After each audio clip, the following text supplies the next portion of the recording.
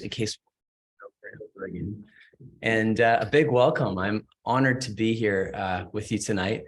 To be completely honest, we had a few technical issues before the session. And so I'm also kind of just grounding myself here. And in addition to that, I actually flew into Sarasota yesterday. I'm from Winnipeg, Manitoba, Canada. So some people call it winter peg. I believe it's like -8 degrees there or something today. And I arrived here last night in Sarasota, Florida, where it feels like I'm in summer. It's just so discombobulating. And so tonight I feel like I'm going to also be practicing mindfulness and taking a page out of what I'm going to be sharing with you, just to ground myself here in the present moment.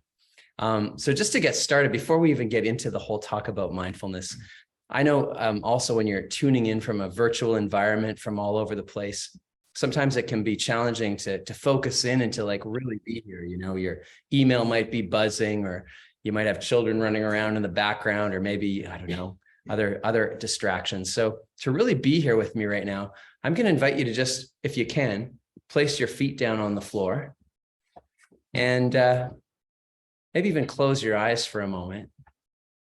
And just take a deep breath in through your nose. And a deep breath out through your nose or mouth. Just, let's do another one of those. Just a breath in through the nose. As you breathe out, you might even hear the sound of your breath exhaling. And a third one for good luck. Breath in. And a breath out. And then bring your awareness back to your eyelids. And when you're ready, you can just slowly open your eyes and come back and arrive here in this time, this space, this moment. And now I'll officially welcome you.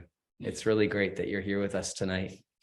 I actually learned that first practice when I was a finalist on a reality TV show up in Canada called Canadian Idol. Have you guys heard of that? You probably heard of American Idol. I, back in the day in 2006, was a finalist on the show in Canada, the Canadian version. And it was interesting. They flew me from Winnipeg to Toronto, Canada to compete when I made it down to the top 22.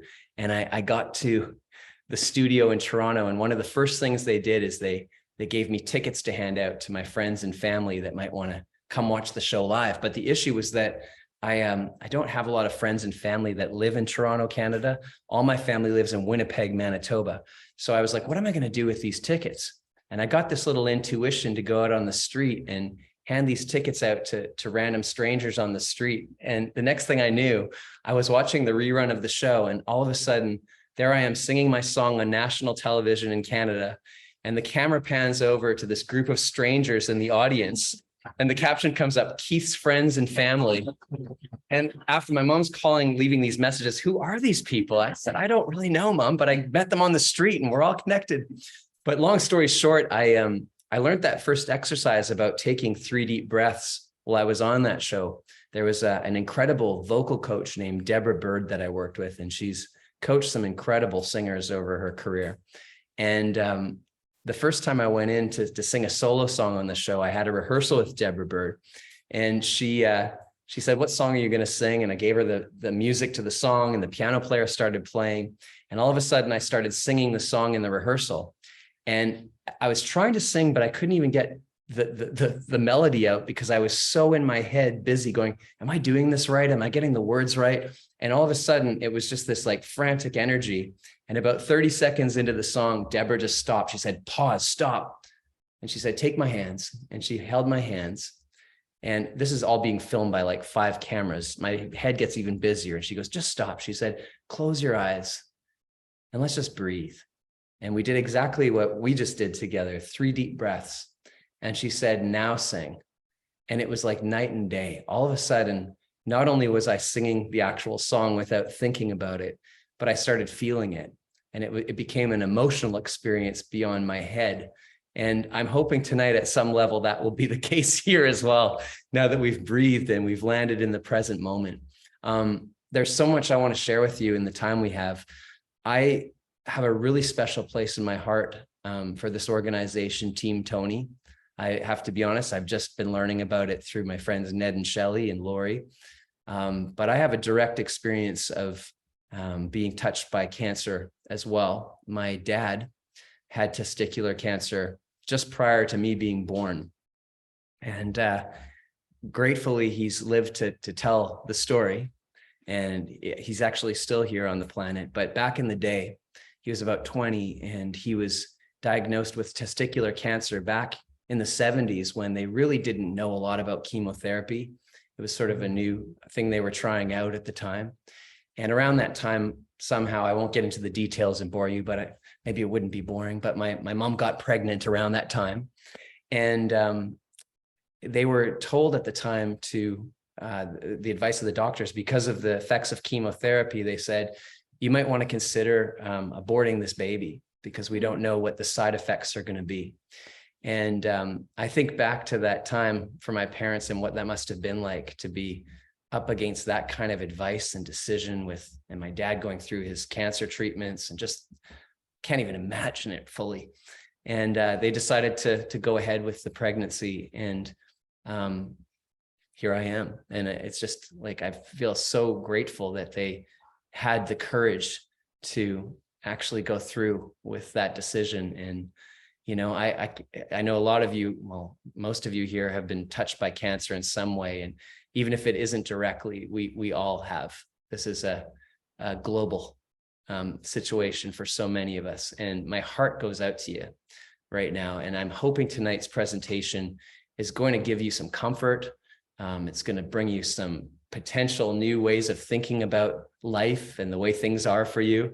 I know for me, mindfulness has been a game changer in the way that I navigate in this crazy world. And whether you've been touched by cancer or not, I feel like we're in a time and space in this world where this practice of mindfulness is crucial in order to navigate all the different things that we're going through, from coming out of a pandemic to a global recession, to topping that off, if you're dealing with this disease of cancer, to, oh man, I could go on and on, the addiction to social media. You know, we could just list all of these issues. Just turn on the news, CNN or Fox for a few minutes, and you'll be confronted with all the things that we're dealing with. And I've really found in my life that the practice of mindfulness has been a way to navigate all of the chaos and the stress and the anxiety that we're up against. So I'm hoping tonight, as I share some of my findings on this practice, and I won't just speak about it, I'd like to take you through some experiences of mindfulness so you can integrate this. I'm hoping you'll find that this will bring you at least some ease and some comfort and some ways to help navigate whatever it is that you're going through right now. So with that being said, are you as excited as me about this? I'm just so pumped that we're getting to do this tonight. When I think back to when I first discovered mindfulness practice for myself, this goes back about 12 years ago. I was teaching yoga at a studio up in Canada, a hot yoga studio. They're really popular in Canada because it's, like I said, so cold up there most of the year. So you go into this hot room and practice yoga. I'm like, yes, I'm in for that. And so I was teaching yoga, and I came out of the class one day, and one of the students came up to me and said, I really enjoyed your class. And I was wondering if you'd be interested in coming to speak about mindfulness to a group of teachers that I work with. And me being a yes person, I don't know, are there any people on the call that just say yes to everything? They're just like, yes, I'll do it. They don't even think about it. They just say yes. I'm one of those people where I often say yes to opportunities. And this was one of those ones where I said yes to, but I didn't really fully know what I was signing up for. And I arrived in this classroom with this group of teachers. There was about 30 of them.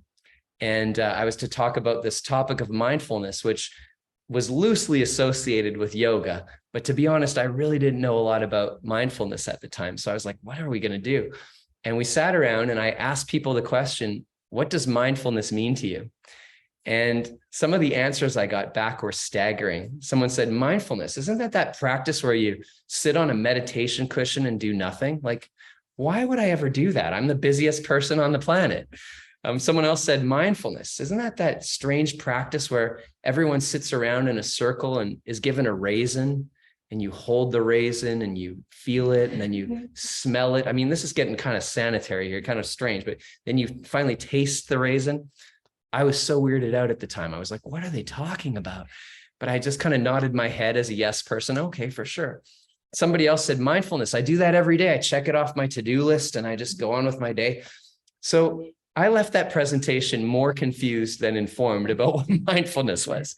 And it set me up on this journey, really unconsciously at the time, to figure out what this was all about.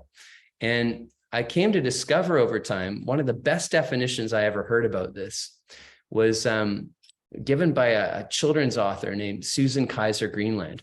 And I'm going to share my screen here for a moment and bring this up. This is what she said. She said, mindfulness is essentially paying attention in the present moment with kindness to yourself, other people, and the world around you.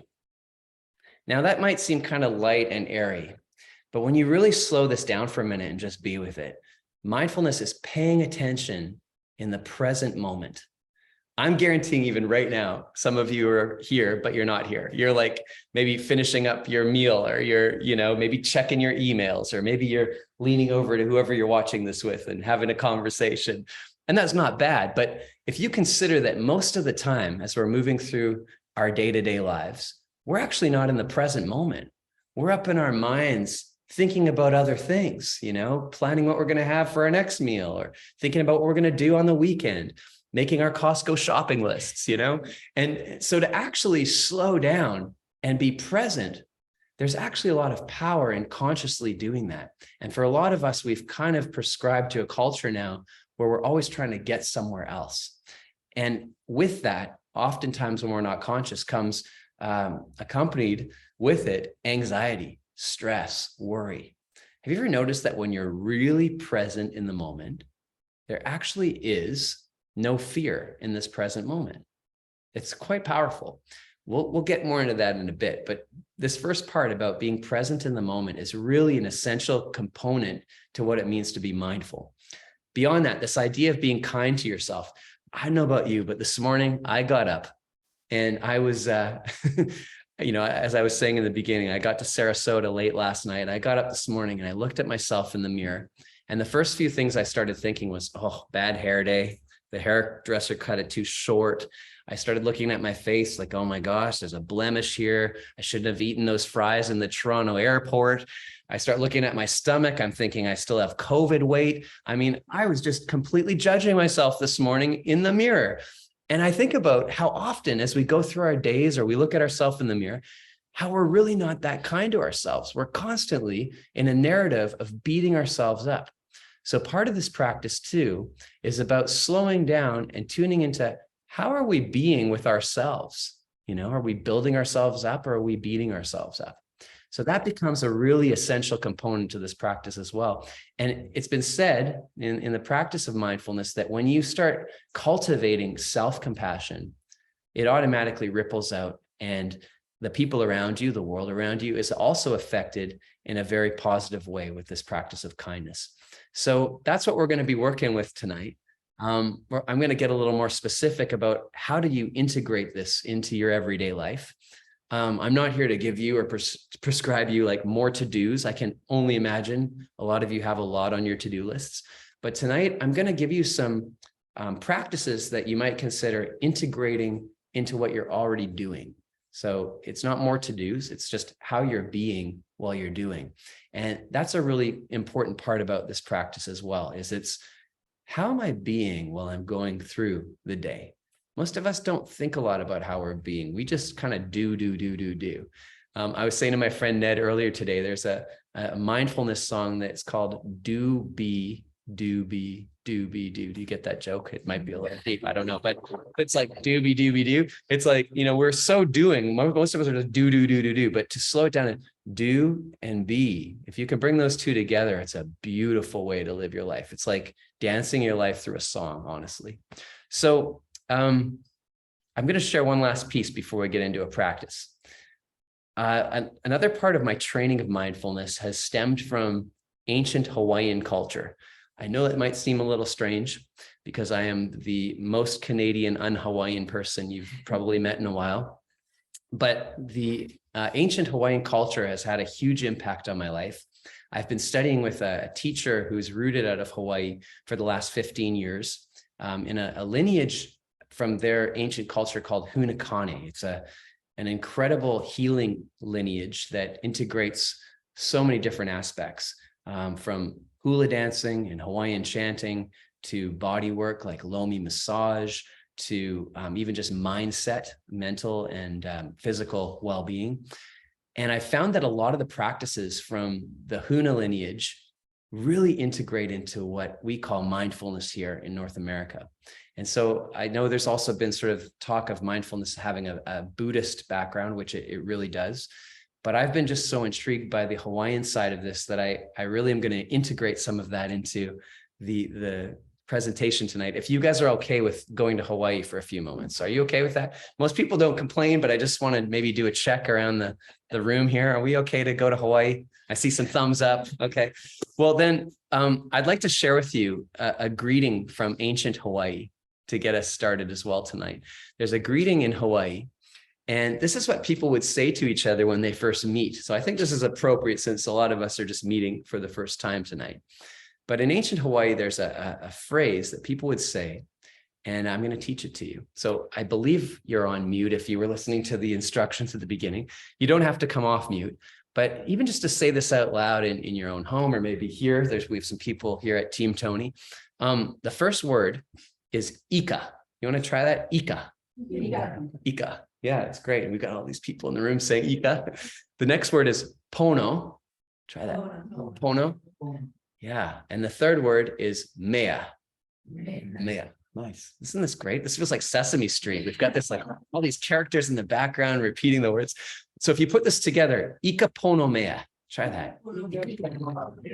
And if you're with somebody tonight, either here or online, just turn to somebody and say, Ika Pono Mea. Ika Pono. You're greeting them. And I'll say it to you if you're by yourself. Ika Pono Mea. And it's like, what exactly are we saying right now to each other? You know, loosely translated into English, Ika Pono Mea means, get this, it means everything is happening perfectly on time. Isn't that a beautiful way to greet somebody? Like, you are arriving here perfectly on time. So am I. We're here and we're meeting perfectly on time. Ika Pono Mea. I think it's a beautiful way to greet each other. When you think about this, though, some of you might be sitting there going, well, it's not all Ika Pono Mea. Let me tell you about the last week I've had, or the last year, or the last 2 years I've had. This is not all Ika Pono Mea. It's not all perfectly on time. But if you actually think about it, and from the Hawaiian perspective, they would say, it actually is all perfectly on time. Like, have you ever considered that the most challenging times in your life have the most to teach you? Have you ever considered that? And if it didn't happen, you might not have learned the lesson. Like, I always think about some of the most annoying people in my life who I'd rather not be in my life. And in Ika Pono Mea, from this perspective, I would say the most annoying people in my life actually have the most to teach me. You know, it might be the lesson of how to speak my truth or speak up for what I need. Or maybe it's how to practice patience with somebody that's driving you crazy. Or, you know, maybe it's really speaking what you need for the first time in your life. Ika Pono Mea is always happening, whether we like it or not. Now, I would even go as far, and I've spoken with my dad about this, who's gone through cancer, you know, he looks back on it and he goes, if I hadn't had that experience, I wouldn't have been able to have the effect that I have on the people that I talk to now that are going through it. You know, there is always a reason, and it sometimes can be really challenging to understand the why. But if you take this perspective of everything is happening perfectly on time, even tonight, like the fact that Ned and Shelly, I don't know if you know them, but they are behind a lot of what's happening tonight. The fact that they would meet Lori, and then Lori and Team Tony would go, let's have this presentation on mindfulness. I mean, there is something synchronistic happening here that we are meant to meet in Ika Pono Mea tonight. And if you're not busy making those Costco shopping lists and you're really here with me, I guarantee something's going to come through. Maybe it already has, or maybe it will, that you needed to hear. It might be, you know, a new way of thinking about things. It might just be a reminder of something you forgot that you needed to hear. But if you're really here in the present moment, I guarantee this essence of Ika Pono Mea is going to unfold and happen tonight. So are you guys with me? You ready for this? I'm going to stop the screen share for a minute. And I'd like to move us into a first mindfulness practice. And I was sitting with what would be a good one to start with tonight. You know, when I was growing up, speaking of my dad, he had this tradition on Saturday mornings where he would get up pretty early in the morning and he'd go downstairs to our family basement, and he had this amazing vinyl record collection. Like, I'm talking hundreds and hundreds of records. And he'd go downstairs and he would choose an album off the shelf, and he would study the artwork and put the album on. And then he'd sit on the couch and he'd close his eyes and he would just listen to the music. And I feel like in our culture these days, a lot of us have kind of lost the art of just slowing down enough to let a song speak to us. You know, it's on in the shopping malls if we're shopping, or the grocery stores when we're getting groceries, or it might be on in the background if you're driving. But to actually really let a song speak. It's been said that music is a universal language. In some ways, it can bypass just the thinking mind and move us into our emotional bodies. Often, if you tune into music, it has a message for you in ikaponomea. And so I thought tonight, you know, I hauled this guitar all the way from Winnipeg on the plane yesterday. I tell you, my shoulders need a massage after that. But I really wanted to bring this music practice in to our space tonight. And so I brought my guitar, and I thought I would play you a song, if you're up for that, a little serenade on a Friday night. I mean, how romantic is that? I'm going to play you a song. And but this isn't necessarily going to be a concert. This is going to be more a mindfulness practice. My friend Donna Marrow up in Canada says music is medicine. And I thought that was really powerful too. You know, when we really let a song speak to us, it can be very healing. So I'm going to play this song tonight. And as I do, I'm going to invite you to really open yourself up to receive this song. The song might have a message for you. There might be a lyric you hear that you just, wow, you know, it evoked something. It might just bring you a feeling of some sort. And just, I invite you to just let that feeling come up, whatever it is. Some of you, it might bring you into a memory as you're listening to the song. Music sometimes can bring us into our unconscious memory of something. And so whatever comes up as you're listening, I'm just going to invite you to stay open to it without judgment. And let's just see what happens. All right. So to set up for it, they don't normally do this at most concerts, but to set up for the song tonight, I'm going to have you, again, place your feet down on the floor, because our body takes everything very literally. And when we consciously go, my feet are on the floor, it brings us into the present moment. Like, I'm really here. And you might even take your hands onto your lap so you're not distracted by your hands, you know. And by closing your eyes for this as an option, by closing your eyes, it also brings you inwards so you can really listen and receive versus being distracted by the outer world. And again, I'm going to invite you to take a deep breath just to clear your mind.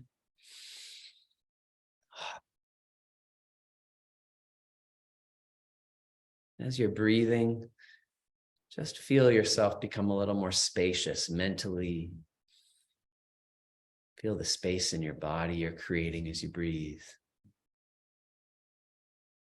It's like you're clearing the slate to just receive whatever message or gift this song has for you.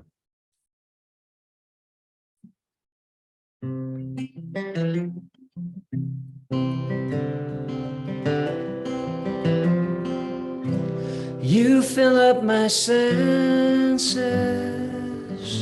like a night in the forest, like the mountains in springtime, like a walk in the rain,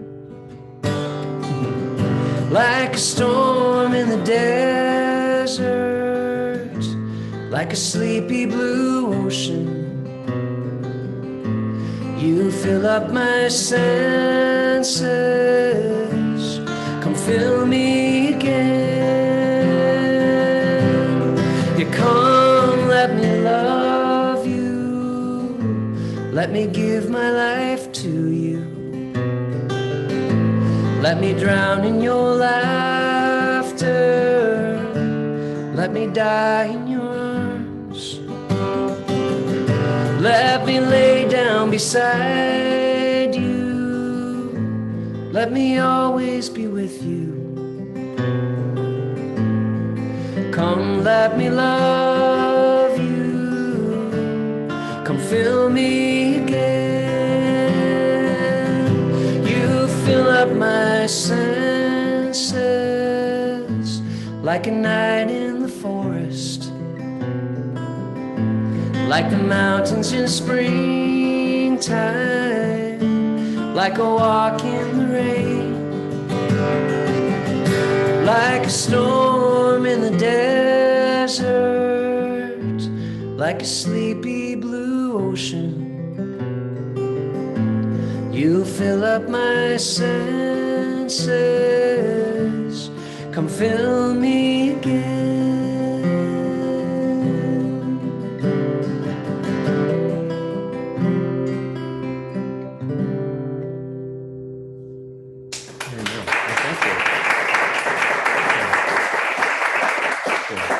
If your eyes are closed, they might be open after that applause. If you could take a breath and come back. Just kind of notice what came up for you as you were listening to that and letting that come in to your space. Was there a word? Was there a feeling? Was there a memory? I'd invite you, if you're online, if you want to, you could even maybe type a comment in the chat space if you want. Or if anybody wants to hop off mute for a minute and share what came up for them, I'd love to hear. You don't have to be shy. Give you a moment just to be with that. I just had to sing. Sorry. Oh, I love it. I thought it was on mute, but it was just so enwrapping. I loved it. Oh, were you singing harmony or were you singing lead with that? I was taking lead, man, right with you. Yeah. Is it Henriette? Henrietta? It's Henriette. Henriette. Oh, it's very Canadian. It sounds like the French. Yeah, Henriette. We should start a duo. I think this is the beginning of something. Anytime. As long as I'm on mute. I can sense, just seeing your essence here, and thanks for sharing. I can sense like a lift up, like of energy. Very much so. Such a beautiful moment. Thank you. You're welcome. And to be able to sing along, like singing is another real healing remedy, isn't it? It just lifts the spirit up. But to sing like nobody's listening. I love it. Yeah, thanks for sharing. I love it. Anyone else want to? Oh, I'm seeing Susan shared in the chat, filling up my vessel. Yeah. Is that, I'm guessing that's like the essence of how that felt for you. Beautiful. Yeah. Anyone else want to share? Ours is corny because we have an ongoing thing about John Denver because he really likes John Denver and I'm not a big fan. So as soon as he started playing, I like speak that right away. And I'm like, oh man. Oh, wow. We've got a couple in the background that one likes John Denver's music, which was that song. One doesn't. So it's an interesting dynamic. Yeah. I even find sometimes if I really listen to a song, even if I didn't like it, if I really let it speak to me with the essence of ikaponomea, it often has something to share with me in the moment. Today, when I was singing about the sleepy blue ocean, this afternoon, I was able to take a trip over to the beach here, which is very rare for a Canadian at this time of year. And I was at the beach and I was watching, it just brought me right back to that moment this afternoon where the waves were coming in. And I just feel like the metaphor of waves washing over is such a peaceful, healing feeling. And I was just like, oh, like just letting go, letting my burdens down from the day and the travel and all that's going on in my life. So just that, singing that line of that song brought me back to the ocean today. It's amazing. I'm seeing a few more memories. Pat says came up. Good. Yeah. Is it CC was saying feeling love, peace? Yeah. Isn't this amazing? Like how a song can have this effect. And we often forget that. But a mindfulness practice, this is something you can integrate into what you're already doing during the day. So many of us, commute to work or commute to appointments. And we often have the news stories blaring on in the radio, don't we? Which, think about the effect of that, listening to it over and over, just completely diminishes everything in our energy. The breaking news stories. Why not shift it to a playlist or some songs that lift your spirits up, and so that's an option, something to think about doing while you're already being in your car, or maybe while you're cooking a meal in your kitchen, is to just have some music on. And that becomes a mindfulness practice. You're bringing yourself into the present moment as you're letting it enter in. You're cultivating kindness just by the intention of creating a playlist that, lifts your spirits versus beats you up. And who knows, if other people are listening, if you have your windows open, your neighbors are going to hear it. Maybe their spirits will be lifted. If it's not too loud, I don't know. I'm just going on a rant here. But this idea of integrating music into your day-to-day life is such a healing practice and a mindfulness practice to consider. So that's my first offering for you tonight. And it might be interesting as a Team Tony challenge to come up with a Team Tony playlist that lifts the spirits. I'm just thinking out loud here, dreaming into this, but that would be kind of a fun thing that we could share. And beyond that too, I would really encourage you, even over the next few days, to notice when music comes on in your world without you even pre-planning it, and just be open to it. What is the song trying to speak to me right now? And this could go beyond music. I feel like everything around us, if we're present, has a secret to share in some form or another. And we can get so caught up in our routines of just doing that we forget that everything around us is alive and aware and responsive and is trying to help us along the path if we tune in. So ikaponomea on that one. I want to shift the conversation a little here into another aspect of mindfulness. I ended up writing a book on this, which was very unexpected, but I got so inspired by this practice over time that I wanted to share this with everybody. And in my book, it's called Making Sense of Mindfulness. I tried to put this into 5 key principles around mindfulness. And so I want to share a couple of the principles tonight. And one of them, the first one I'm going to share, brings me into some other work that I do in the world beyond. You heard in my intro, I'm kind of a Renaissance man. I do a lot of different things, but beyond playing music and sharing about mindfulness, I also do a lot of work in the coaching field. And I work with people pretty regularly every day, life coaching, leadership coaching. And what I found in a lot of the conversations that I have with people is they come in and they, especially these days with all we're going through on the planet, a lot of people are in a place of complaining, worrying, panic, like where's the world going? And so I want to share with you at the core of all of this word that I often find is at the root of it all, and it's the word fear.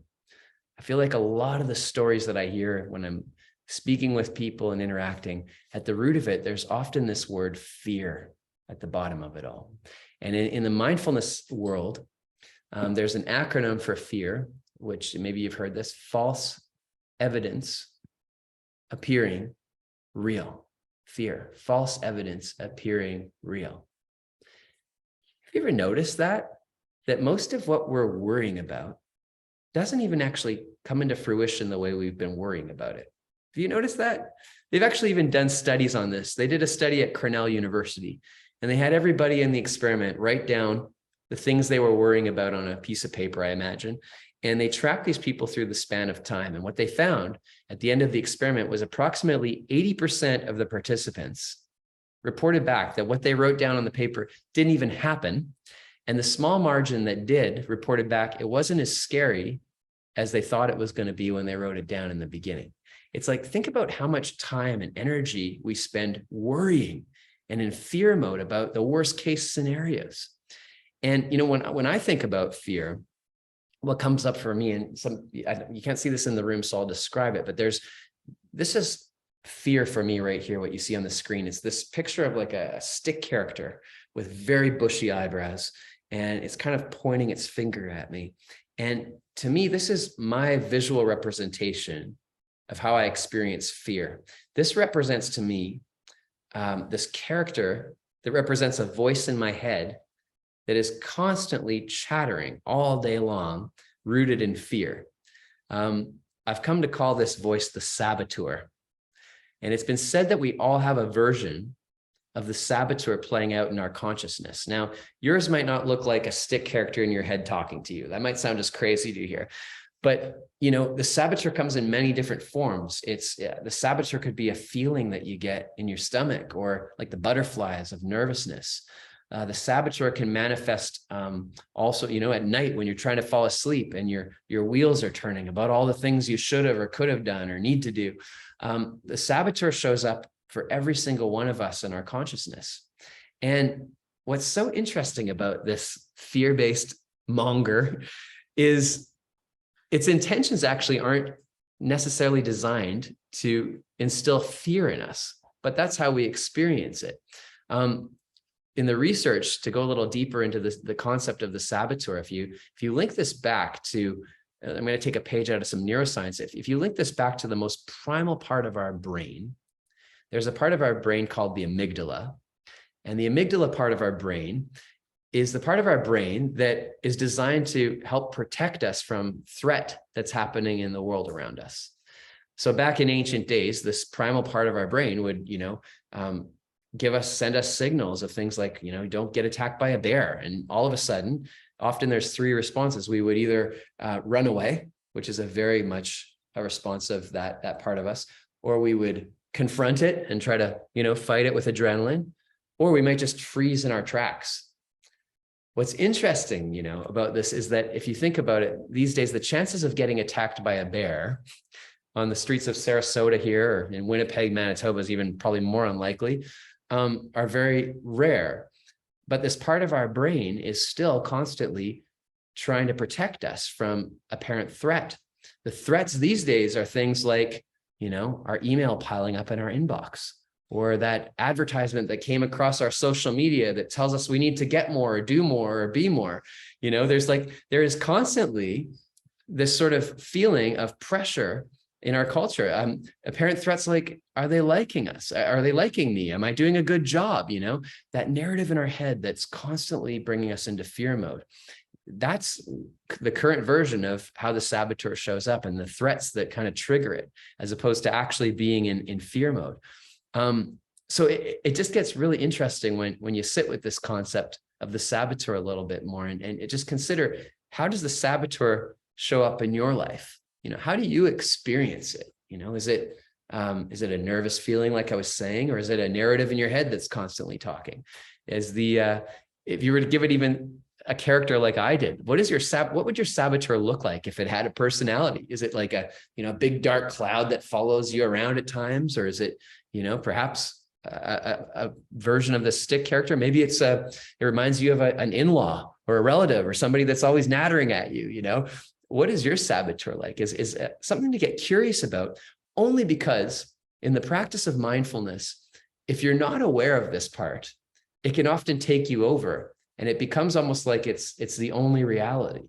You might even know people like this, that they walk around and it's always doomsday. Like they always talk the worst case scenario and why we should always be worried and life's not going to work out and blah, blah, blah. And oftentimes it's because they haven't realized yet that they have a saboteur that's running their show. And so a mindfulness principle is something that I call expose the saboteur. Like actually call it out when it shows up in your life. Like, hang on a minute. And one way to do it is when you start feeling a fear or an anxiety or a stress, right? Like that, just even the essence of that feeling, to get curious about, okay, wait, what is the apparent threat that I'm worrying about right now? What is it exactly? I can tell you right now, if I were to expose my saboteur in this moment, if I really listen to it, it's saying, these people are so bored right now. They don't want to listen to you. It's Friday night. You're in Sarasota. Go to the beach. The saboteur is telling me things like, last time you saw your friends Ned and Shelley, you wore the same sweater. They're going to think you have no clothes. You have no fashion. This saboteur goes on and on. If you think about some of the narratives, it says things at times like, there's not going to be enough money. There's not going to be enough time. They don't like me. It can go on and on and on. And so if you don't expose this, it actually can almost feel like it's your reality. But to call it out and go, hang on a minute, that is a story that I'm choosing to take on as truth. It becomes really freeing. It's like it opens up this whole other opportunity to look at the other options that are available to you beyond that one saboteur way of thinking about things. So to expose the saboteur, I've come to find, is a really powerful practice. Now, I'm just curious if anybody wants to share how they experience their saboteur in real life. Like if anybody wants to, I'm just looking on the screen. I think is it Barbara Shaal? There's a guy right now on the screen that's doing some punching of something or another. And I almost feel like that's what I want to do to my saboteur all the time, actually, is just like beat it up because it takes over my life. I love that. It was also like metaphorical there. It's great. But curious, I'm going to open up the chat for a minute and just stop the screen share. And just like, if you want to take a moment to just share, how do you experience your saboteur? How does it show up in your life? What are some of its symptoms? And maybe even here in the room too. Love to hear. How do you know when a saboteur is lurking? Give you a moment to tune in. I'm not good enough. Yeah. Somebody just said, I'm not good enough. Yeah. That message that we take on, or that belief we feel at times, could be a saboteur. Yeah. Any others? You might even be noticing your saboteur here right now going, don't speak. Like, don't say anything, right? Right. Or, you might be like, don't type anything in the chat right now. Like, that might be a version of your saboteur. How often is it that our saboteur completely silences us? Like, don't talk about that. No one wants to hear about that. Or, or you might appear weak if you actually share what you're really feeling. Like that can often be a symptom of the saboteur trying to protect us. Oh yeah, go ahead. Yeah. I find the saboteur happens when I give up my sense of identity and take on what somebody else thinks of me. I've just been through a divorce, and it has been so hard to get my sense of self because the attack was so brutal and so below the belt and so ugly that it became easy to take on the I'm worthless, or that must be who I am. And how dare I fight for anything? Goodness gracious. So it can get in at old wounds, early childhood messaging. Oh yeah. And once I drill it down to that and say, wait a minute, where's this coming from? It's a lifetime of hearing that from family or parents. I can pull away, but it is mesmerizing. And it's almost this wallowing in this misery that it's just it's a sand pit. You just can't almost get out of it. So it often takes reaching out to somebody you trust, not to anybody, but to somebody you really trust, to say, I'm in this pit. Yeah. Forgotten who I am. Yeah. Yeah. It can completely take over your. Thank Yeah. you for sharing that so vulnerably. And I can completely relate to it. I also am fairly newly divorced, and just that alone, with the saboteur that comes up in that experience, it's just, like you say, it can really wreak havoc on your sense of self-worth and identity, and on and on and on. So I totally feel you. Thank you for sharing that. Yeah, certainly. I'm also noticing Susan in the chat was saying the saboteur is horrendously big and keeping me in place. Yeah, totally. It has a big energy to it, and it's keeping you in place. Like, this is such a common one too. Like, I need to be a good boy or a good girl and just like follow the rules, and like kind of it can really have a lot of power. So I don't want to spend too much time here tonight, because we should unpack this in Hawaii over a week or something together. But tonight I wanted to touch on this part because I feel like this is such a common experience and a universal experience. And, it's not just individual, there's collective saboteurs too. Like, if you think about different accepted ways of being in certain groups or collectives of like, and you think about how divided our world is these days with all the different political, I won't get into politics, but my dad said, if you're going to the States, don't talk about the politics. But if you think about how divided, in Canada too, we're so divided politically right now, like even just that, and you think about all the saboteur behind that and the judgment that comes up. So I don't want to spend too much time here, but I would like to offer a suggestion about how to expose the saboteur, but also what to do when it comes up and you can't seem to shake it. There's a couple of mindfulness strategies that I found really helpful. And the first one is rooted in something called anchoring practice. And anchoring practice is literally as it sounds. It's like dropping an anchor off a boat, and it keeps the boat relatively stable in one place. It's the same thing with our mind. When we anchor our focus or our mind on something, and we really consciously bring our attention to it, we become present in the moment. Or if we anchor our body into, like, that's why I keep saying, put your feet on the floor during this. It's like when we anchor to something and we bring our focus there, it focuses our mind back to the present moment. And if you, as I was saying earlier, the saboteur is actually not here in the present moment. If you're really here with me in your mind and body right now, there is no saboteur. In order to experience the saboteur, you have to go into a story in your mind about what could happen in the future, or what's going to, or what happened in the past, and you're reminiscing about it. But if you're really here with me, just, can you feel how safe you are, no matter what's going on in the storyline of your life? If you just pause for a moment and just be here, you're so safe. Like, you're still breathing. Your eyes are still blinking. Your heart is still beating. Like, you're here, you're present. There's no saboteur in this moment.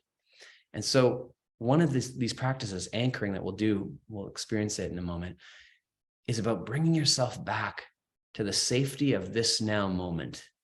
When you notice the anxiety or fear has taken you into a story of worry of what could happen, bring yourself back, because now is the moment of power, really. This is the most powerful moment, is right now. So there's many ways to do this anchoring practice. There's a formal way, which links back to that participant 12 years ago that said, why would I sit on a cushion and do nothing? We're going to do a little bit of that for the next 60 seconds. But there's also some informal ways to anchor that I'll explain in a moment as well. The formal way to anchor is you find a focus point, something that's happening in the present moment that you can focus your attention on. So some people like to choose something visual, like they might look at a candle burning, or, you know, if you're standing by the ocean, if you have that luxury, you might just watch one wave coming in at a time. You just bring your entire focus there. And when the mind wanders, which it will, you go, oh, there I go into that story mode. Come back to what's right here in front of me. There's the wave. Oh, here it is. You know, one of the ways to anchor that I find really helpful is something we're doing all the time in the present moment, which is our breathing.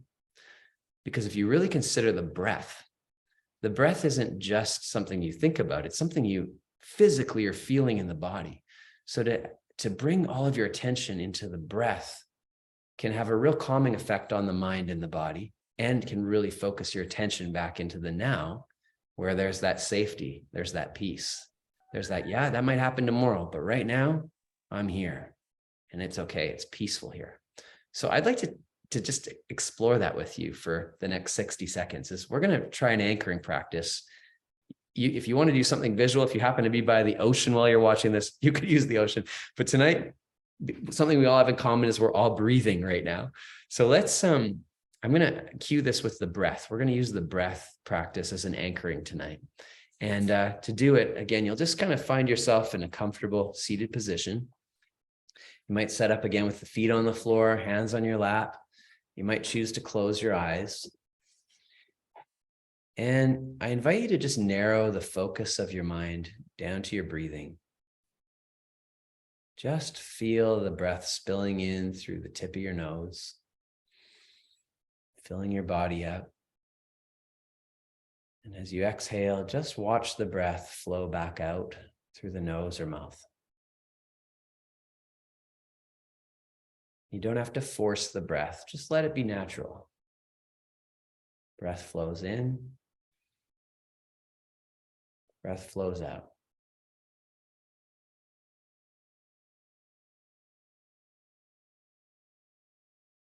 And when your mind wanders, which it will, just notice, oh, there it goes. And you just come back, breath in, breath out.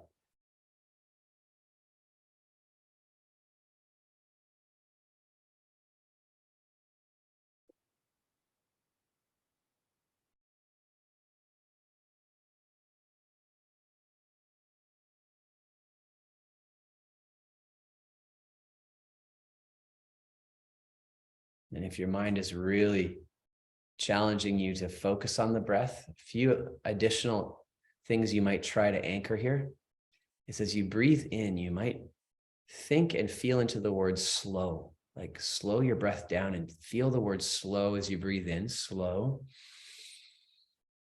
And as you breathe out slow, feel and think the word down, like you're just dropping down into this moment. You're letting your shoulders drop down, your feet plant down.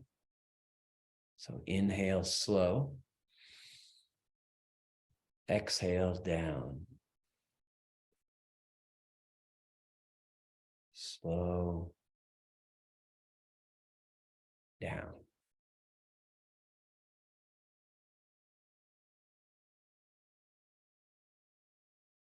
Keep coming back to it if you wander. Just begin again. Slow down.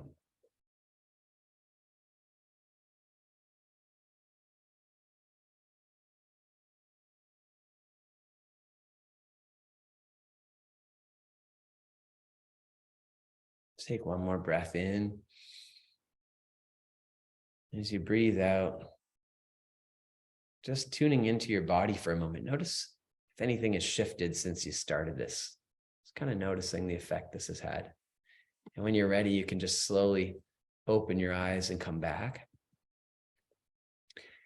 And I'm just curious, how many people are feeling like it's a little bit more here, like calm, present? You can see the visual on the screen, you know, just like you're kind of relaxed. How many of you feel like this? You were sitting there, you got the instructions, and then all of a sudden this happened. Your head just started going like, blah, blah, blah, blah. Anybody have that going on?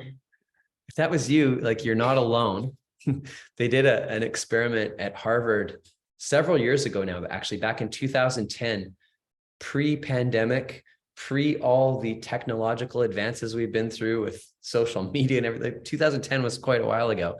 They found back then that the average human mind wandered approximately 47% of the time. Almost half the time of our lives, according to the study, we're actually not here. We're drifting into that story mode in our head. You know what that means? That means that you're missing out on half of my presentation tonight because you've been somewhere else. So we're going to have to do this all over again to get the other half, you know? But if you think about it, it's really true. You know, we go through our lives, and as we're going through our lives, we're often tuned out to what's taking place in front of us. You know, maybe even today, you might reflect back the conversations you had. Were you really with the person as they were speaking?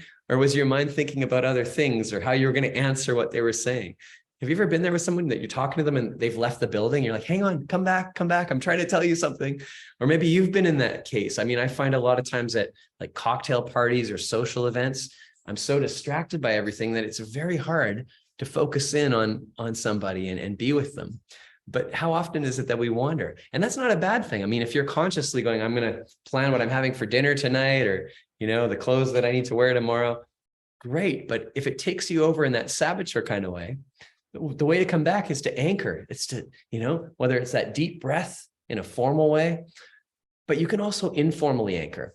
Like the next conversation you have could be an anchoring practice. You know, when the mind wants to wander, bring yourself back and listen to the words that are being said, or be with that person.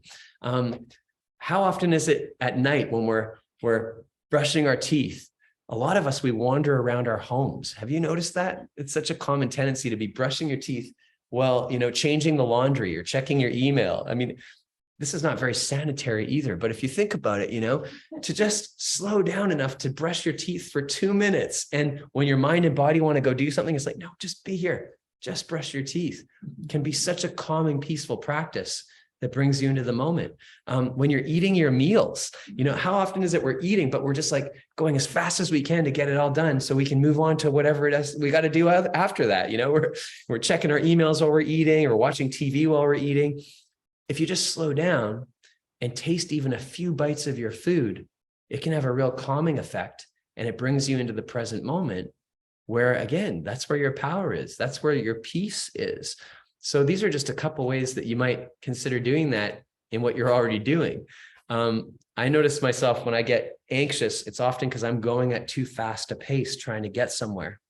A fellow coach friend, Robert Holden, he always jokes about, how did we get into this place of always trying to get somewhere? And he takes it back to a place called on-the-go marketing. Are you familiar with this on-the-go marketing? It's like a fascinating concept that everything is marketed and packaged like we're on the go, like we've got to get somewhere. You know where this started? It started when somebody was in the shower one day and they looked and they had a bottle of shampoo and a bottle of conditioner, and they're like, I don't have time to use both these bottles. This is high maintenance. We need to make a 2-in-1. Like, let's get the conditioner and the shampoo together so we can get this done quicker. And all of a sudden you can see how this has rippled into our culture, where it's like on the go lunches, on the go drive-throughs, because we don't have time to go talk to somebody. We just got to get it and go. And we're always in this state of, I need to get somewhere. I need to get somewhere. Have you ever just stopped and asked yourself, like, where are you going? Like, where are you trying to get to? And I've asked myself this, and I found myself going, well, I actually already am here. There's nowhere to get to, because you never really arrive, because you end up finishing whatever it is that you've done. And then it's like the next thing and the next thing. So why not enjoy the journey of just being in the moment, anchored as best you can? And of course you're going to fall off. And of course I'm going to fall off, because we are so distracted in our culture by all the shiny objects. But to just slow it down a little bit can be such a powerful way. So that's another practice tonight, in terms of how to maybe counter some of the saboteur that you experience as you're going through whatever you're going through. You slow down a little bit and anchor yourself into what's here in front of you. And I've been finding, even the last few days, I won't get into all the drama. The Hawaiians call it pilikia, drama, sticky troubles. I don't know if anybody has any pilikia going on. That's all the drama that sticks to you. But if you actually think about it, the last couple of days, I've had a little bit of pilikia going on in my life. And I caught myself in that place of just saboteur spinning. And yesterday, when I left Winnipeg, I made the conscious choice. I'm going to slow down a bit. I'm going to slow my pace down. And I have to tell you, it's amazing, just opening myself up to the present moment, all the little signs and symbols that have shown up across my path, from seeing a sign yesterday in the Toronto airport that said, slow down, like literally it was like written in front of me, to today I was driving with Ned and we passed a sign that said trust. And I'm thinking, wow, what a message I needed to hear. And if I was going a million miles an hour in my head, I would have missed these signs. But they're like, there's reminders always around us that are telling us like what we need to hear. So I could go on and on, but this is the idea of what it means to really anchor. One last part about the saboteur I'll share. There's another way to practice exposing your saboteur and conquering it is, or at least noticing it, is to get in front of a mirror. I don't know about you, but that can be such a challenging thing, to get in front of a mirror in the first place and look at yourself. I find that when I get in front of a mirror, my narrative right away is critical. It's like, it just tells me all the things that are not working out about my physical appearance. And, you know, if you just tune into what you think about when you look at yourself in the mirror, it's often the narrative of your saboteur. So my challenge to you tonight here would be to try this practice out in the comfort of your own home after this presentation. Is next time you're in the washroom, which you will be, you're washing your hands and you look up and you see yourself in the mirror. And just kind of notice at first, what are the first few thoughts that go through your head? If you even dare look at yourself in the mirror, and see if you can like think or say something positive to yourself about yourself. Like it could be as simple as you see yourself in the mirror and you go, hey, handsome, or hey, cutie, you know, or you might look at yourself in the mirror and you might go deeper, like, I like you. And if you're not there yet, you could try, I want to learn how to like you. You know, it could be, you did a good job today. You're doing really good. You know, it could be an affirmation, like you're well, you're enough, could be a good one. And as you do it, I guarantee, or I can almost guarantee that there will be a saboteur voice that comes up that'll have a narrative, something like, this is so cheesy. This is the weirdest thing. That guy at Team Tony told me, this is crazy. You know, this is not even working. Your saboteur is going to find a way to try to completely kibosh this idea. But I find, and especially with this practice of mindfulness, the more you repeat something and focus on it, the more it expands. So you might need to try this a few times, but to get in front of the mirror and to say something or think something positive can have a transformative effect on you over time. And not in the sense the saboteur might say, oh, who do you think you are telling yourself you're beautiful or you're great? But like, who are you not to be that? You know, I mean, it's a miracle that you're here. Why not celebrate it? So I want to kick this challenge off tonight. If you were in the room, and maybe here we'll look around, by a show of hands, who would be willing to get up in front of a mirror tonight and try this practice? Okay, see those? Wow. And okay, and I'm seeing hands over there too. And if your hand's not up, you might check it out. Like, is this a saboteur? Like, am I, holding you back? if you're willing to do it, I'm going to give you a little motivation here in a moment to kick off our mirror challenge. This is a little girl named Jessica, and she has got the mirror challenge down to a science. Here's how she does it every day. Check it out. She is. Look, I can do the sun. Yeah, my whole house. Great. I can do anything good. I like my school. I like anything. I like my dad. I like my cousins. I like my aunts. I like my Allisons. I like my moms. I like my sisters. I like my dad. I like my hair. I like my haircuts. I like my pajamas. I like my stuff. I like my rooms. I like my whole house. My whole house is great. I can do anything good. Yeah. There it is. So, so that's the invitation tonight is to practice. And if she can do it, I'm sure you can at least attempt to do this as well. It's really interesting. It's been said that when we're first born as babies, most babies don't even recognize themselves in the mirror. It's like they're still like they don't even realize they're in a physical body. Like they're still in the essence of wherever that is before you're here, like nowhere.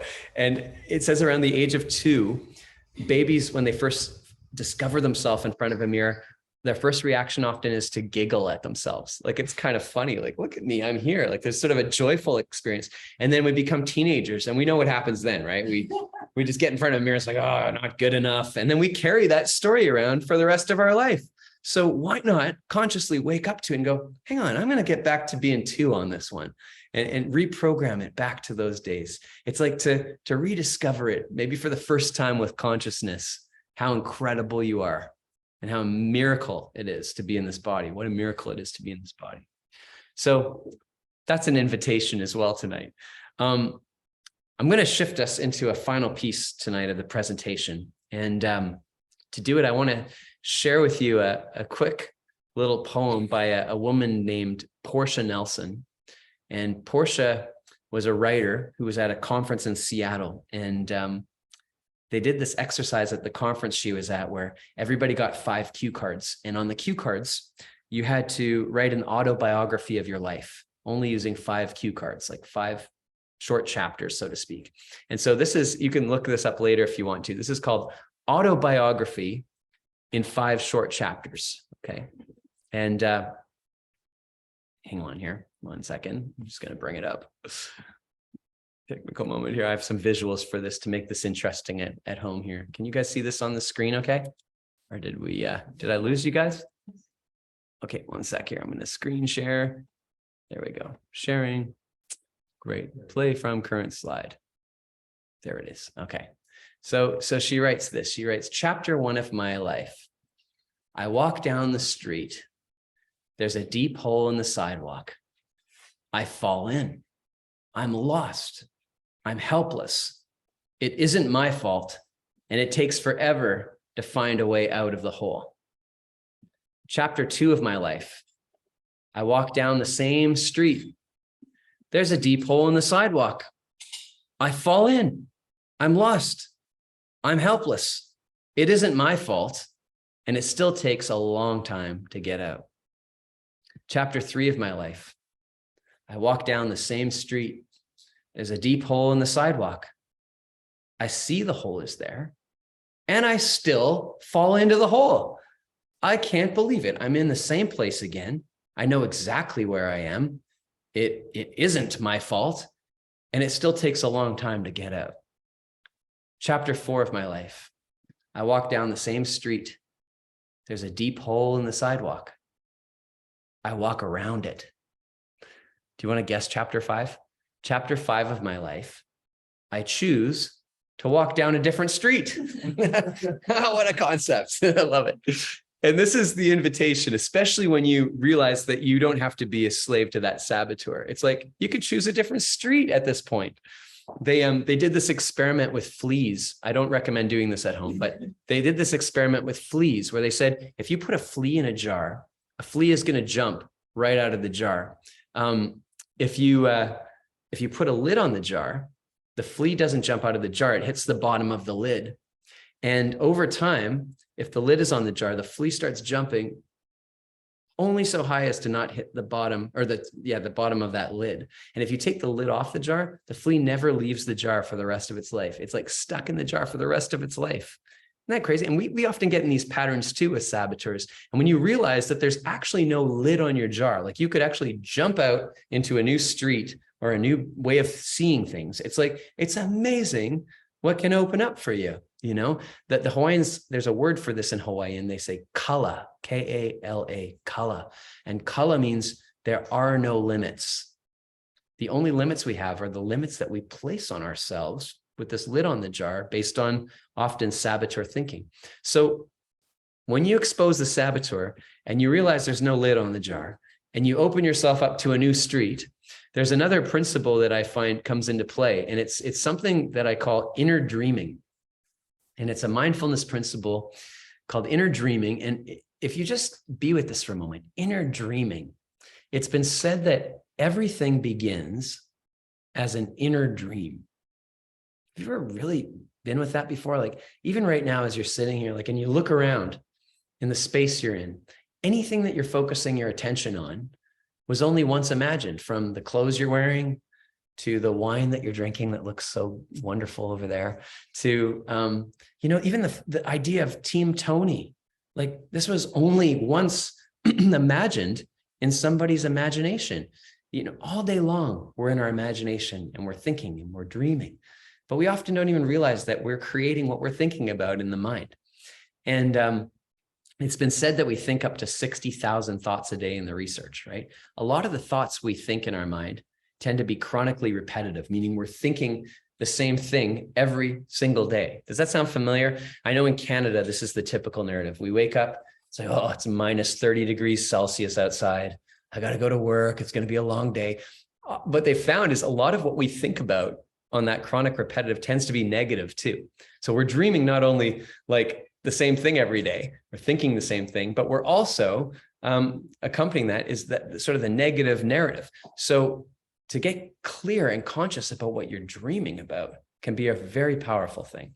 It's like, what are you thinking about and dreaming about in your imagination?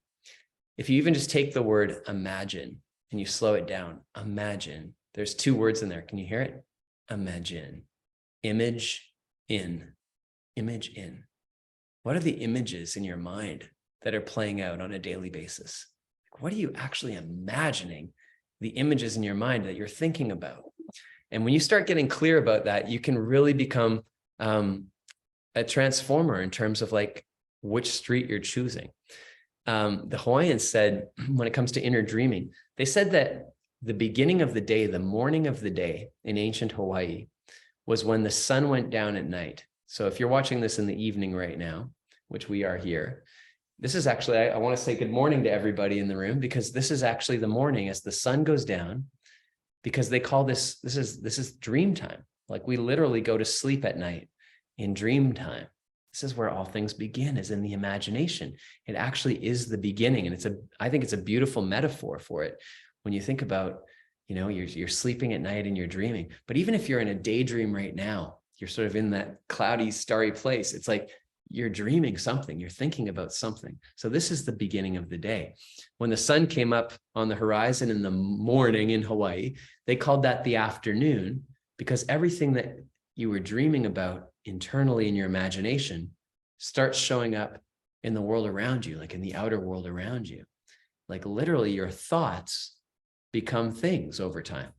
If you think about the career you've had or anything that has been created in your life, it started in that inner imagination place. So from a mindfulness perspective, to start getting clear on what am I actually thinking about? Louise Hay said this best. She says, are your thoughts building you up or are they beating you up, right? Is this image in my mind lifting my spirits or is it pulling my spirit down? Where am I focusing my attention?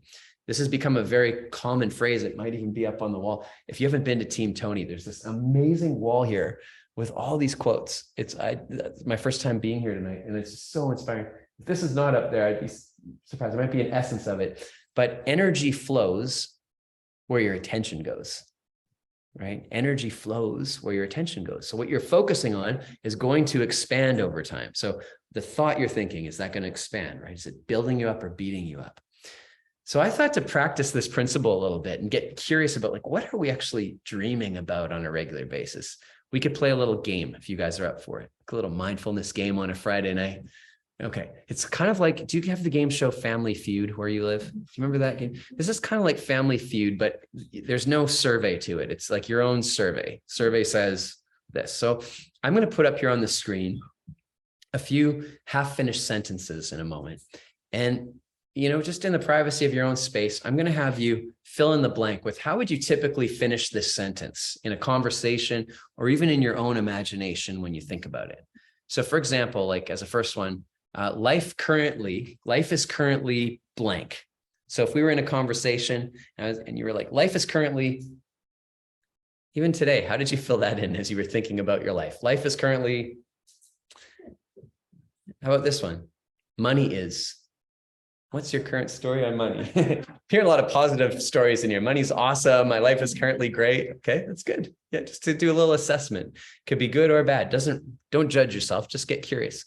My to-do list is. How are you talking about your to-do list these days? I like it. How about this one? Cancer is. Yeah. Time is. This is a juicy one. I'm always curious about how people talk about and think about time. Commodity. You know, precious. Yeah, a commodity.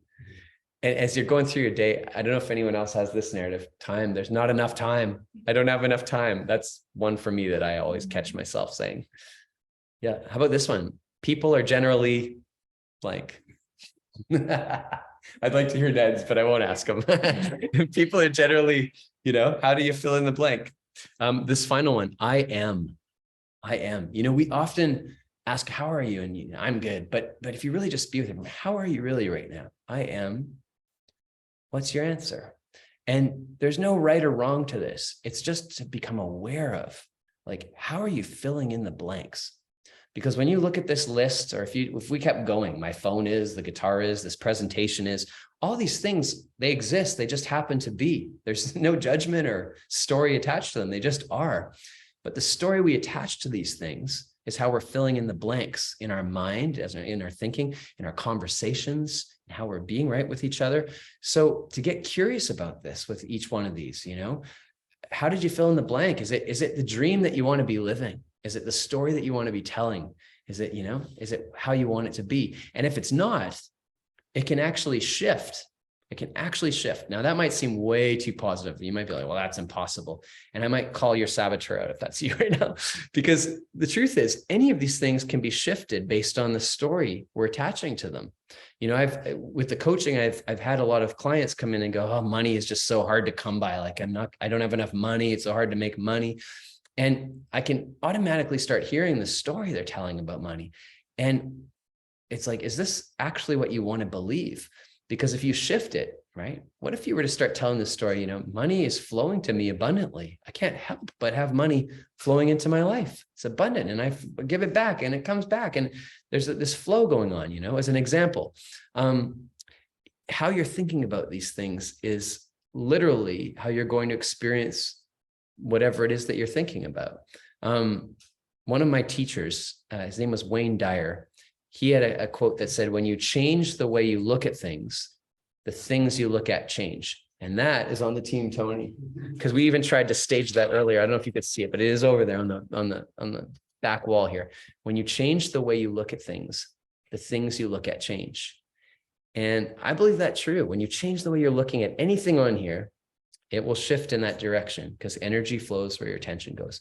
So it's one thing, it's really nice to say, well, just change your story and start telling a new one. It's not always that easy. For some of us, we have extremely ingrained patterns and stories that we've told for so long on repeat that it just becomes our reality, you know, like there's not enough time. Like if you say that every day and you find yourself on the on-the-go marketing rush, I mean, this is going to be a hard one to shift if you want to shift it. You know, it's up to you what you want to shift if you do. But, you know, for example, time is to actually shift it is not just changing the blank at the end of the sentence, but it's also embodying it, like feeling it to be true. So it's almost acting as if it's already happened. So I'll just use time as an example. You know, if I'm saying there is an abundance of time, I have a luxury of time, automatically my saboteur is going to come and go, well, that's not true because tomorrow you've got a packed schedule. That's not going to happen. So for me to actually start buying into this story of, you know, there's an abundance of time, I might have to even close my eyes and imagine, what would it be like if there was an abundance of time? What would it feel like in my body? What would the pace of my body be as I'm walking through the world, you know? And I might even start going, oh, you know, if I just even walk a little slower during the day, I'm going to experience more time. And when I catch myself going, there's not enough time, I need to get somewhere, I go, oh, hang on, that's no longer the way it is. There's an abundance of time. We all have the same amount of time. So I'm going to slow it down and feel into that expression. So to think it and to feel it is the entryway into shifting it, honestly. I had a writing coach once, Joanne, who whenever she wrote something, she'd always read it back twice. And there's an old indigenous saying that to read it back 3 times. You read it back the first time for your mind to process what you wrote. You read it back a second time for your heart to actually feel it to be true. And the indigenous culture would say you read it back a third time for your spirit or your soul to know it, like to actually know it. So this is what I would do if I was wanting to shift any of these on the screen or beyond, is I would start saying it to my mind, but I'd also be feeling it in my heart, and I'd be imagining it in my soul to be true as well. And I might even go as far as to start surrounding myself with an environment that supports whatever it is that I want to shift as well. So hopefully that gives you some essence of a way to integrate inner dreaming here. You might, as an extended practice, you're going to be in conversations with people during the weekend, this weekend, just start becoming aware of, like, what are the stories you're telling people? What are you talking? What is the content you're talking about? And how are you filling in the blanks in your sentences? Because you're going to have conversations. So are the conversations moving in the direction you want, or is it beating you up, right? Might be a way to just start discerning and practicing this one. I'm going to do one final practice with you guys tonight, and then we can open for questions or comments at the end, maybe even a final song if you're up for it. This final practice is something that kind of moves you into the space of a little bit of that deeper inner dreaming place that I was talking about, where you're not just thinking it, but you're actually feeling it to be true. Like you're feeling it in the body and the heart and the soul level. And so I'd like to take you through a final practice tonight called Go to a Good Place. And how it works is, in a moment, I'm going to have you for a final time tonight, go inward into your imagination. And I'm going to take you through a very short inner, what's called visualization practice, where you're just going to open your imagination up. And I'm going to have you imagine a really good place in your imagination. It might be a place you've been before. It might be a place you're making up for the first time. It might be a combination of places. There's no rules, but just to let yourself experience a good place in your imagination and to feel the effect that will have on your physiology, just to see if it does. So let's do it. I'm going to, again, have you just kind of get into that comfortable seat. You might sit back in your chair, or you might sit up more upright. It's up to you. Feet on the floor, hands on your lap. I'm going to invite you to close your eyes. And just again, to get centered into this, just bringing a few anchored breaths in. Take a breath.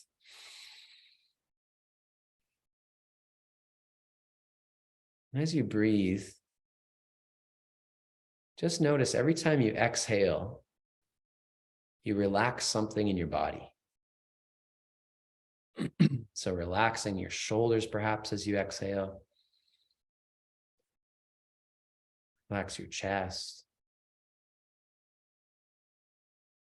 You might feel your face and your jaw softening.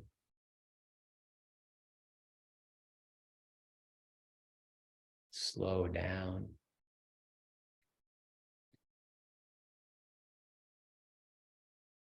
And as you just feel yourself drop into a little bit more space, perhaps, and breath, I'm going to invite you to let your imagination open. And right now, just as best as you can, imagine yourself in a really good, beautiful place. Just arrive there. And as you arrive in this beautiful place, just start looking around. Imagine you're looking at all the scenery, the colors, the textures you see. Notice the beauty. If you're outside, you might notice the different elements around you.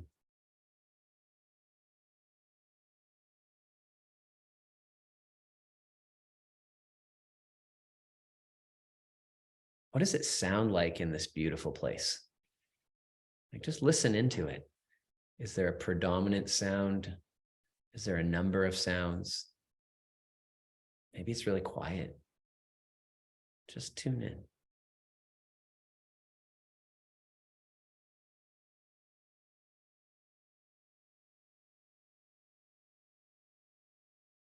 How about the smell? What does it smell like in this beautiful place? Smell into it right now. Is there a predominant smell? Is there a number of different fragrances? Just check it out.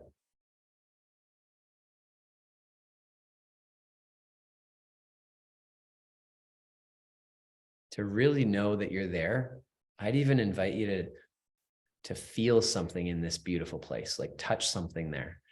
You might even move your hands or your body to feel it. Like, imagine you're feeling it, like pick something up, or run your hands across something. What does it feel like to really be in this beautiful place right now?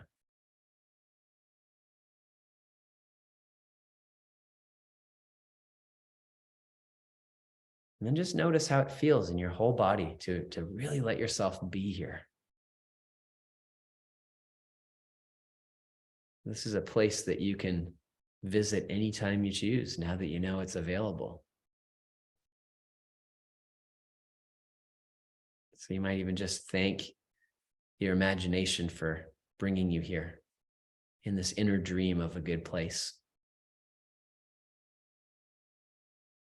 And in your own time, you might want to just stay there for the rest of your life. You could if you want, but if you'd like to feel the shift, you just take a breath, and when you open your eyes, feel the shift from that inner space of the inner imagination to the outer space of, the outer world. It's almost like moving from night into day. And notice the effect that it has, I'm curious where you went, actually. That's what I'm really curious about, is where did you end up? Anyone want to share? Curious where you're imagining yourself. I went to an island, Hydra. You went to an island called Hydra? Hydra in Greece, and whenever I want to feel good, I just go back there in my imagination. The water, the mountains, Wow. the food, the people. If you can't hear this, there was a woman here who just went to Greece. She was literally just in Greece. Like, she's in Sarasota, Florida, but by the look on her face, she was literally just in Greece. It's amazing. I was taking a trail at Rancho Alberta. Oh, my friend Shelley was just hiking a trail at this beautiful ranch called Rancho La Puerta. I can tell just by even looking at her face here, the essence that she was there. Like, she was literally there. It's amazing. I'm looking on the screen, Blue Lagoon. Susan, you were in a Blue Lagoon. Michelle was snuggling with her granddaughters. Oh, that's a beautiful place. My happy place. Yeah. And what's so amazing about this, if you really allow yourself to just dream and feel into it, the body takes this so literally. The unconscious part of us doesn't have a filter to know the difference. When our mind decides to think about something, the body remembers it and feels it to be true. So if you think about it, we do this for like 8 hours at night when we're sleeping. Have you ever had that experience? You're dreaming about something and your body starts moving like you're in the dream. Maybe you don't remember that, but if you have a pet dog or you've seen a dog, like often dogs do this where they're laying on the floor and they're dreaming and they think they're running and their paws start moving. I always find that so hilarious, but we our body takes it so literally. In Canada, I'm on Kaanapali Beach in Maui half the year when it's cold because I close my eyes and I'm feeling the beach sand and I can hear the water, and it's like the temperature heats up and my body actually gets warmer because, and even though I live in a cold climate, just because I'm thinking about that and I'm imagining it.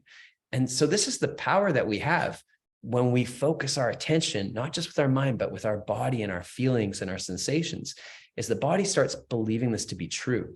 So I'd even take this as far, and it might be an interesting experiment, is like even to imagine anybody here that's going through dis-ease in any way, to really imagine yourself in a healthy state, like the power of your mind visually, to imagine yourself well and what that would feel like.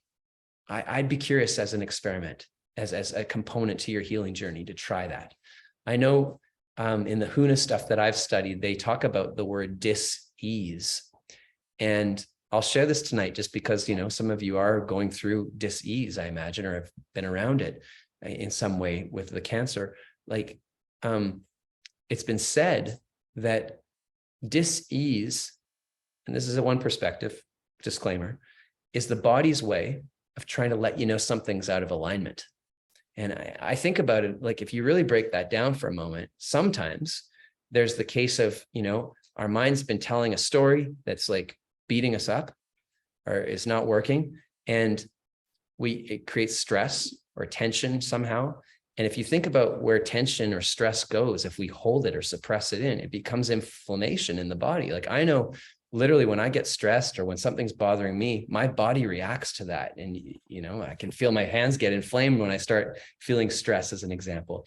And over time, if we hold that so long, eventually that becomes a form of dis-ease. Like it's the body's always trying to tell us things. And so if you tune into it and listen to it, you can shift it. It's okay, hang on a minute. I'm really stressed. I'm going to close my eyes. I'm going to take a breath.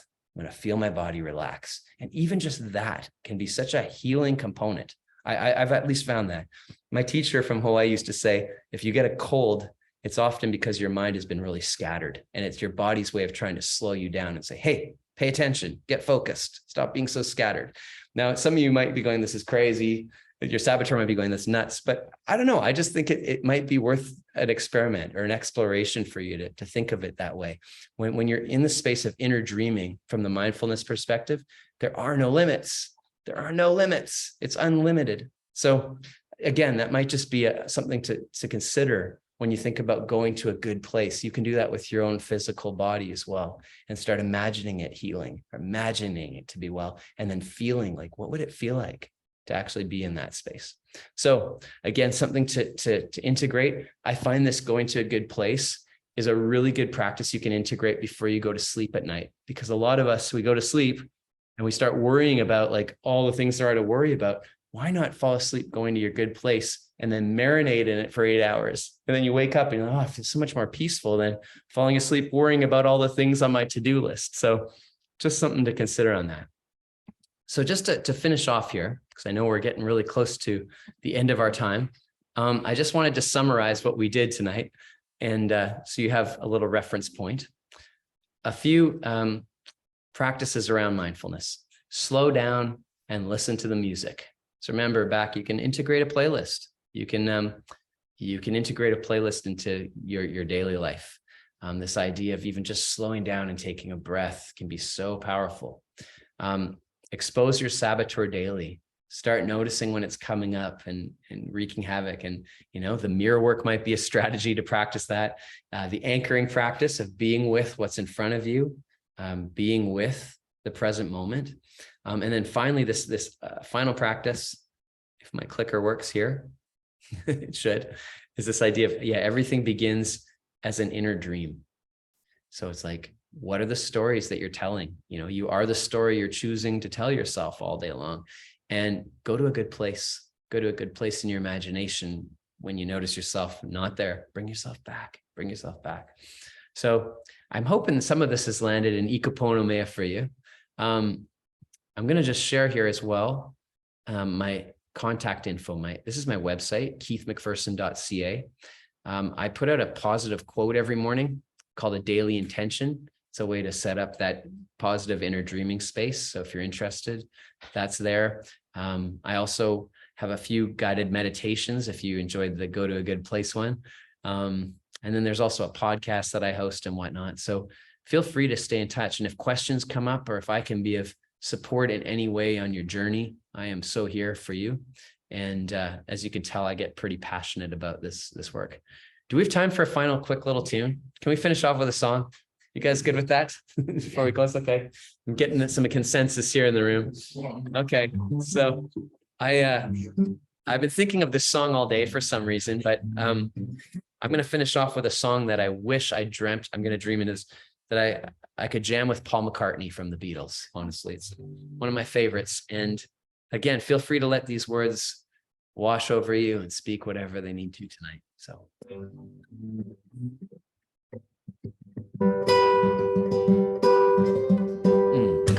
Blackbirds singing in the dead of night. Take these broken wings and learn to fly. All your life, you were only waiting for this moment to arise. Ikapono man. Blackbirds singing in the dead of night.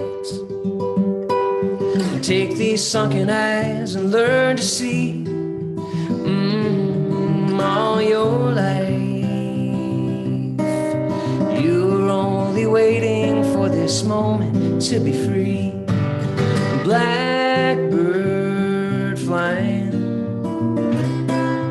blackbird flying into the night of the dark black night.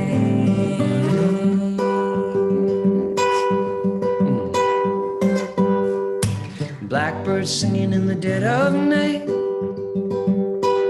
And take these sunken eyes and learn to see. All your life, you were only waiting for this moment to be free. You were only waiting for this moment to be free. Yeah, you were only waiting for this moment to be free. Thanks, everybody. Thanks for being here. Thank you. Thank you, Lori. Thank you. Thank you. Thank you, everybody. Thank It's been a you. pleasure. Are there any closing words, anything to say before we close up here? No, you We're good? can, Okay. this is your show. You say what you My want. teacher would end a session by saying, dream your best dream. So that's my wish for you as you move into the rest of this weekend and year and everything ahead. So thanks for being here. Dream your best dream. And we'll see you guys soon. Did anyone want to say anything? Oh, and if there's any questions or feedback, that's right. You're welcome, Michelle. And Pat, you're welcome.